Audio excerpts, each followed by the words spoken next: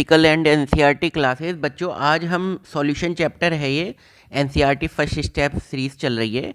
तो आज हम पढ़ेंगे vapour pressure of liquid liquid solution. ठीक है बच्चों, चलिए शुरू करते हैं फिर। हाँ, let us consider a binary solution. Binary solution मतलब क्या होते हैं, जिसमें दो कंपोनेंट होते हैं। तो हम एक कोई कंपोनेंट लेंगे ए एंड सेकंड कंपोनेंट लेंगे बी। ठीक है बच्चों, चलो अभी देखते हैं, एक मिनट। हाँ, of two volatile liquid. Volatile liquid मतलब कि ऐसा नहीं होगा, दोनों का नेचर, ए जो इसमें लिया है आपने एंड बी जो लिया है, ए भी लिया है और बी भी लिया है, दोनों का नेचर क्या होगा, वोलेटाइल होगा। जब हीट वेट देंगे तो क्या होगा, वोलेटाइल होगा, एवोपरेट होने की ट्राई करेगा, कोशिश करेगा, कोई दिक्कत नहीं। And denote the two component as 1 and 2। और उन कंपोनेंट को कैसे डिनोट करेंगे, 1 and 2 से डिनोट कर रहे हैं। When taken in A close vessel, जब नॉर्मल सी बात है, हम अगर कोई भी स्टडी करते हैं वो ये बंद होनी चाहिए। अगर बंद नहीं होगा, ओपन वेसल होगा, तो वो तो उड़ के चला जाएगा बाहर। Both the component would evaporate. अब ये क्या है, दोनों के दोनों component, both the component would evaporate. क्या होगा, जब आप ये ले रहे हो और ये बंद कर दिया, और इसमें क्या भरा हुआ है, इसमें एक तो भरा हुआ ए, ये भी वोलेटाइल, एक भरा हुआ बी। अब जिस मॉलिक्यूल की एनर्जी, मान लो इसमें बहुत सारे मॉलिक्यूल हैं, जिसकी एनर्जी ज़्यादा होगी वो ऊपर को जाने लगेगा, और बी में भी जिसकी एनर्जी ज़्यादा होगी वो ऊपर को जाएगा और एवोपरेट होगा। यानी कि यहाँ पर जो खाली जगह है, खाली स्पेस है, यहाँ पर ये पहुँचने लगेंगे। And eventually an equilibrium would be establish. एक इक्विलिब्रियम आ जाएगा between vapour phase and the liquid phase. Vapour phase में मतलब यहाँ पे कुछ, जो मान लो ये एक मॉलिक्यूल है, ये एक मॉलिक्यूल है, ये ऊपर पहुँच गए, और ये कुछ बी के भी ऊपर पहुँच गए। तो जो ऊपर पहुँच गए, एनर्जी कम हुई तो वो नीचे आ गए। ठीक है, अब इस लिक्विड स्टेट में आ गए, तो इनके बीच में मान लो यहाँ पे उस टाइम थे 60 और यहाँ पे थे 30, तो एक इक्विलिब्रियम आ जाएगा। 60 से एक घटा 59 हुए, 59 हुए, तो यहाँ पे 31 हो गए, फिर कोई सा एक नीचे को आ गया, तो एक इक्विलिब्रियम अटेन हो गया कि जितने एवोपरेट होने थे जी हो लिए। And the liquid phase, let the total vapour pressure at this state. इस स्टेज पर अगर हम टोटल वेपर प्रेशर बोलें तो वो क्या होगा, वो पी टोटल होगा। पी टोटल मतलब P1 जो एक वन कंपोनेंट का, and P2 be the partial vapour pressure of the two component 1 and 2 respectively. ठीक है बच्चों, these partial pressure are related to the mole fraction. ये पार्शियल प्रेशर किससे रिलेटेड है, to the mole fraction x1 and x2 of the, हम two x1 x2 मान रहे हैं, of the two component 1 and 2। तो ये किसके अकॉर्डिंग है, ये है partial pressure related to the mole fraction. Mole fraction क्या होते हैं, अगर मैं आपसे पूछूं एक कहीं पर एक ए प्लस बी ये हैं, और मैंने पूछा आपसे मोल फ्रैक्शन क्या होते हैं, तो आप क्या बोलोगे कि मान लो मैंने कहा ए का मोल फ्रैक्शन बताओ, तो number of moles of A upon total mole, ये होते हैं मोल फ्रैक्शन। ठीक है, चलो कोई बात नहीं, इसको the French chemist Francois smart Raoult gave the quantitative relationship between them. अब जो रोल्ट थे उन्होंने एक क्वांटिटेटिव रिलेशनशिप दिया। The relationship is known as the Raoult law. Raoult law बहुत इंपॉर्टेंट है, आपके एग्जाम में पूछा जाता है। क्या क्या, for a solution of volatile liquid, उस सॉल्यूशन की बात चल रही है जो वोलेटाइल है।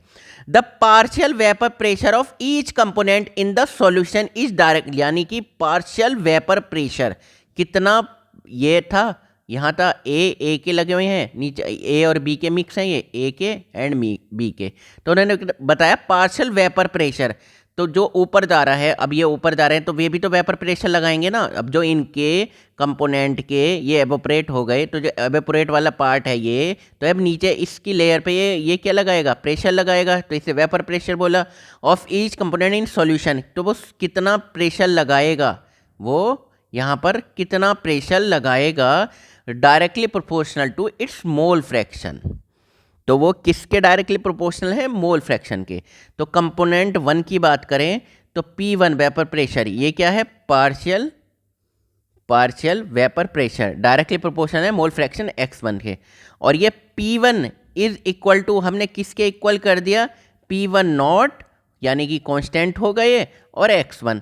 तो P1 not is the vapour pressure of pure component. अब जो ये है, ये P1 नॉट जिसे मैं अभी कांस्टेंट बोल रहा था, ये vapour pressure of pure component want at the same temperature. उस टेम्परेचर पे अगर सपोज करो आप इसमें 1+2 नहीं करते, मतलब पहला कंपोनेंट केवल इकला कंपोनेंट लें आप, तो इसके भी तो वेपर प्रेशर ऊपर जाएंगे, इसके वेपर प्रेशर ऊपर जाएंगे ना, मतलब ये एवोपरेट होगा तो ये वेपर प्रेशर लगाएगा। तो ये जो प्योर स्थिति में लगा था, अब तो मिक्स है, अब तो 2 के साथ है, अब तो ये सारे का सारा जितना जाना था उतना नहीं जा रहा, अब कुछ 1 के जा रहे हैं, कुछ अपर लेयर में 2 ने जगह घेर ली। तो ये प्योर स्टेट में होता अगर, तो vapour pressure of pure component 1 at the same temperature. तो अगर इसी तरह कंपोनेंट 2 की बात करें तो पार्शियल वेपर प्रेशर P2A कितना होगा, P2 नॉट। P2 नॉट कब होता, अगर आप केवल इस बीकर में इस जगह पे केवल क्या लेते आप केवल लेते सेकंड वाला, सेकंड। अब उसके एवोपरेट होता, वो जब वो एवोपरेट होता तो वो जो वेपर प्रेशर लगता, तो वो है ये P2 नॉट प्योर स्टेट में। और मोल fraction of 2 where P2 not represent the vapor pressure of pure component 2 according to Dalton's law partial pressure। Dalton's के लॉ जो है पार्शियल प्रेशर का, तो total pressure P total over the solution phase in the container will be the sum। मतलब अब इसके ऊपर ये यहाँ पे ये जो total partial pressure Dalton law के according, the sum of the partial pressure of the component of the solution and given क्या हो गया वो। तो यहाँ पे एक क्या क्या है, यहाँ पे P1 है और P2 है, तो इन दोनों का सम क्या हो गया, P टोटल। यही तो है। अब substituting the value of P1 and P2 we get, अब देखो इन्होंने क्या किया, P टोटल क्या हो जाएगा, P1 प्लस P2, ठीक। अब P1 को क्या लिख दिया इन्होंने, P1 क्या लिखा था, अब देख लो जरा P1 को क्या लिखा है, ये लिख दिया है P1 नॉट और ये X1 और ये P2 नॉट X2, ये लिख दिया। अब जरा एक बार बताओ, ये था बीकर, इसमें क्या क्या था, एक तो एक है और ये सेकंड है कंपोनेंट, ठीक। तो दोनों का टोटल मोल फ्रैक्शन कितना होता है, टोटल मोल फ्रैक्शन कितना होगा, टोटल मोल फ्रैक्शन तो 1 होता है ना, तो यानी कि X1 plus X2 is equal to 1। तो अब ये वैल्यू आप डाल सकते हैं X1 की जगह, एक मिनट, अब X1 की जगह 1 माइनस X2 डाल सकते हो, तो इन्होंने 1 माइनस X2 डाल दी।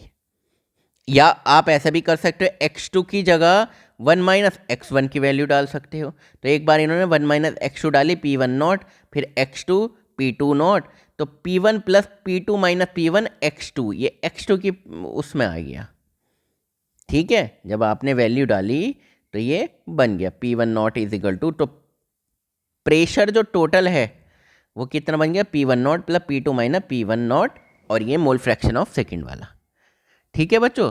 तो ये उन्होंने बता दिया कि कैसे बन चुका है। अब आप एक चीज़ समझो जरा गौर से, टोटल मोल फ्रैक्शन कितना होता है, अरे मोल फ्रैक्शन में ले रहे हैं तो टोटल तो 1 ही होगा ना, है ना। मान लो ये कुछ जैसे परसेंट में लेते थे, तो कोई भी बीकर में मैंने कहा परसेंट में बताओ, तो परसेंट में ये 40% है, कोई चीज़ कितनी परसेंट है भाई, 2 कंपोनेंट मिले हुए हैं, मैंने कहा 2 कंपोनेंट मिले हुए हैं, एक 40 है तो दूसरा 60% है, और कुछ नहीं मिला हुआ। तो इसका मतलब क्या है, इसका मतलब एक तरह से ऐसे समझ के मान लो ये 0.4 और ये 0.6, तभी तो टोटल 1 हुआ। तो ऐसे मोल फ्रैक्शन को 1 के अकॉर्डिंग कर रहे हैं, बस इतना समझो। तो कुछ कंक्लूजन निकला है, तो कंक्लूजन क्या निकला है उसको जरा समझ लो, देख लो, सोच लो, विचार लो। तो following conclusion can be drawn from the equation 2.16, तो 2.16 ये आई है, और ये कंक्लूजन क्या निकला, total vapour pressure over the solution, यानी कि ये सॉल्यूशन था यहाँ तक, तो टोटल जो प्रेशर लग रहा था, वेपर प्रेशर ये ऊपर जो लग रहा था, ठीक है, ये जो ऊपर ये लग रहा था ऊपर, ये है ना, ये यहाँ पे था, क्या थे यहाँ कंपोनेंट A1 एंड 2 थे, वे ऊपर गए एवोपरेट हुए, फिर वही तो पार्शियल प्रेशर लगाएंगे। Can be related to the mole fraction of any one component, तो मोल फ्रैक्शन ये देखो, केवल आप इससे केवल एक का मोल फ्रैक्शन दिया हुआ है तो आप P टोटल निकाल सकते हो।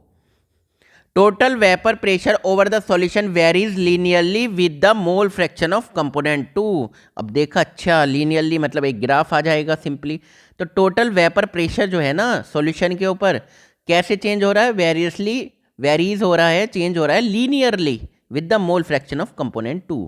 ठीक, अब ये क्या कह रहे हैं, अरे ये देख लो सिंपल, इसको ऐसे ना समझ के इस ग्राफ को हमें ऐसे समझो, ये बीकर है, ये आपने कंपोनेंट सॉल्यूशन लिया है जो वोलेटाइल हो जाएगा, उड़ जाएगा, ये लिया है 1 का।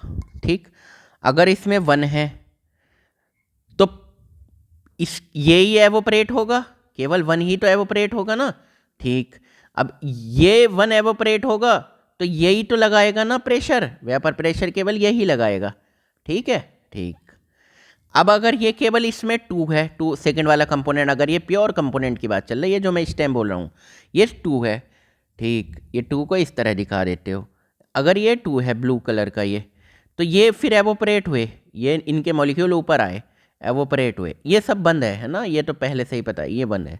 तो अब जब ये ऊपर यहाँ पर आ चुके हैं, यहाँ पर इसके ऊपर, तो अब जो वेपर प्रेशर लगाएंगे केवल सेकंड का लगाएगा, अब केवल सेकंड का लगाएगा। ठीक है, अब देख लो, अब आप ये बंद मानो और अब आप यहाँ से कंपेयर करो, यहाँ कुछ तो हैं सेकंड के और कुछ हैं फर्स्ट के। अब जो वेपर प्रेशर लगाएंगे वो फर्स्ट का भी लगेगा और क्या लगेगा, सेकंड का भी लगेगा, यही तो है ना।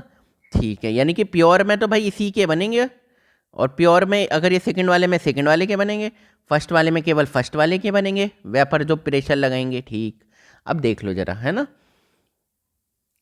अब ये है x1, यानी कि केवल मोल है 1 के, सॉल्यूशन में जो मोल फ्रैक्शन दिया हुआ है, तो टोटल मोल कितना, मोल फ्रैक्शन क्या है, दोनों का प्लस करते थे तो 1 है, अब केवल x1 मोल फ्रैक्शन केवल 1 का ही है।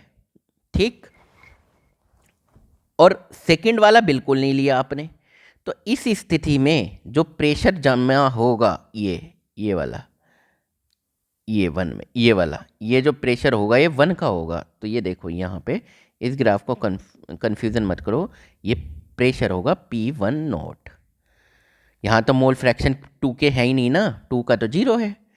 अब एक ये स्थिति ला दी हमने, तो यहाँ मोल फ्रैक्शन किसका, 1 का तो है 0 और मोल फ्रैक्शन 2 का है 1, तो अब यहाँ यानी कि टोटल केवल 2 का ही है। तो इस टाइम जो होगा, ये हमने मान के चल लिया कि सेकंड जो है मोर वोलेटाइल है, second is more volatile, second जो है मोर वोलेटाइल है, तो उसकी ज़्यादा बनेंगी, एवोपरेट होगा तो उसका ज़्यादा प्रेशर आएगा। तो यहाँ केवल P2 का है, बस ये ग्राफ है और कुछ नहीं। आप अगर केवल यहाँ से देख लें, ये ग्राफ है।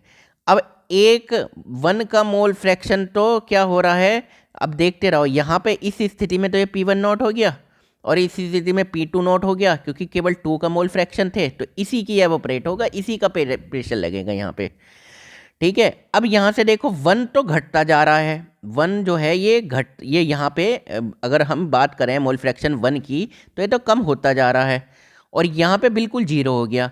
तो यहाँ पे जो 1 का प्रेशर है, ये देखो 1 का प्रेशर 0 है। ठीक है, यहाँ केवल 2 का हो जाएगा और यहाँ पे 2 का 0 है, देखो ये 2 का मोल फ्रैक्शन 0 है और यहाँ पे 2 का 1 हो गया, सारा का सारा 2 हो गया।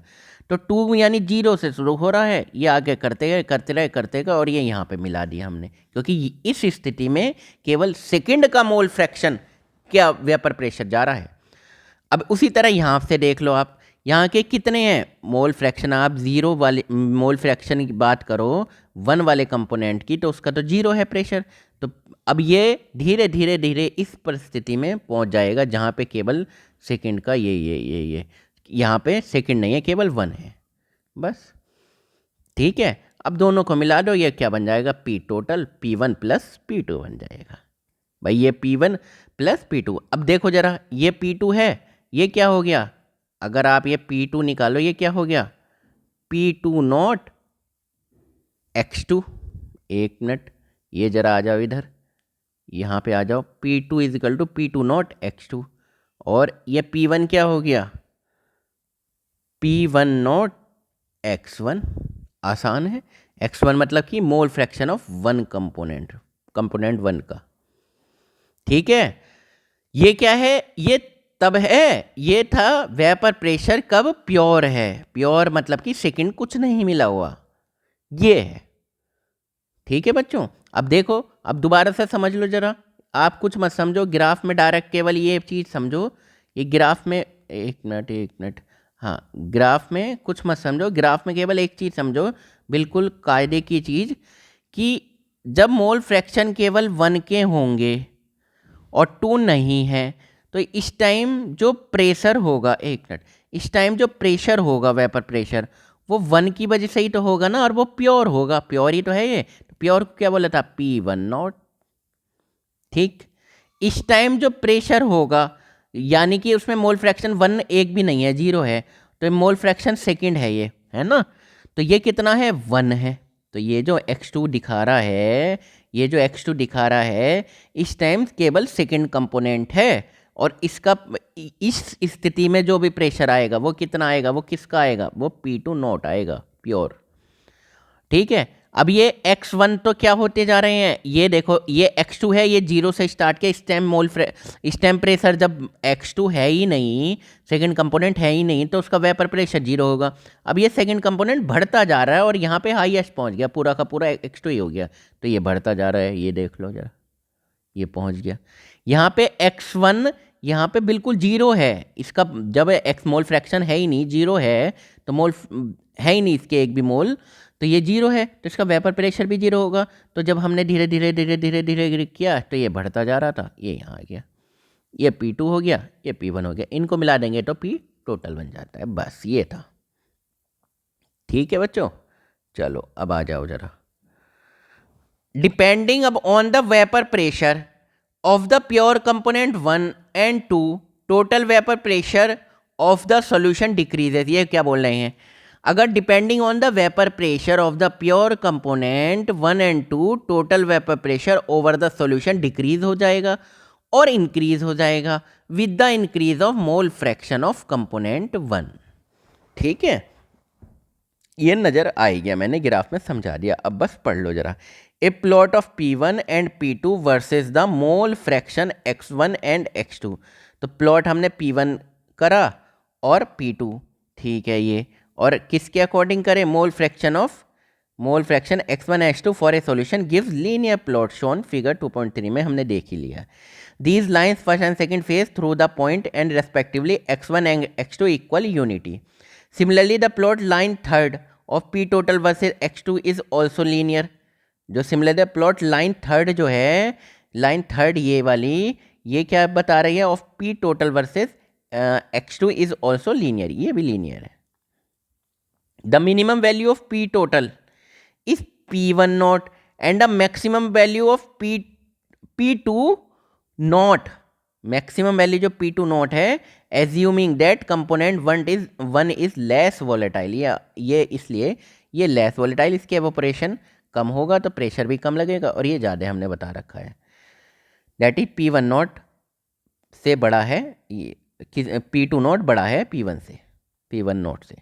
The composition of vapour phase in the equilibrium with the solution is determined by the partial pressure of the component if y1, अब ये पॉइंट देख लो जरा important, if y1 and y2 are the mole fraction of component 1 and 2 respectively in the vapour phase then using Dalton law of partial pressure. तो ये क्या कह रहे हैं जनाब, जरा देख लो, ये कह रहे हैं कि जो ये आपने अभी जो हमने x1 x2 की बात करी, तो ये जो मोल फ्रैक्शन थे ना, ये थे सॉल्यूशन में, अब तो कुछ एवोपरेट हो गए हैं ना, तो x1 का जो एवोपरेट होके भागा, तो जो यहाँ पे इसमें है वो 1/1 है, और x2 का कितना है, 2 है, क्या है, मोल फ्रैक्शन, ठीक है, इन वेपर फेज में भी तो चलेगा भाई, उड़ के चला गया ना कुछ कम पार्ट, तो ये x1 था, ठीक, मोल फ्रैक्शन x1 का, तो ये कुछ उड़ के चला गया, तो इसको y1 बोल दिया है यहाँ वाली स्थिति में।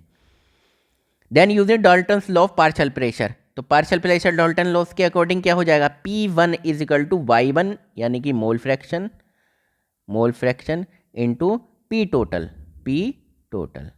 तो अगर आपके पूछा जाएगा कि यहाँ पर P1 कितना है, P1 कितना है किसमें, वेपर फेज में। तो आप बताओगे मोल fraction in vapour phase into total pressure, जो भी यहाँ पे ये टोटल प्रेशर है। तो P2 इजिकल टू क्या, mole fraction in vapour phase of second component into total pressure. General क्या लिख दिया, P I is equal to Y I into P total, ये इन्होंने जनरली लिख ही दिया इसके अकॉर्डिंग। ठीक है बच्चों, ये क्वेश्चन है, देख लेना आप।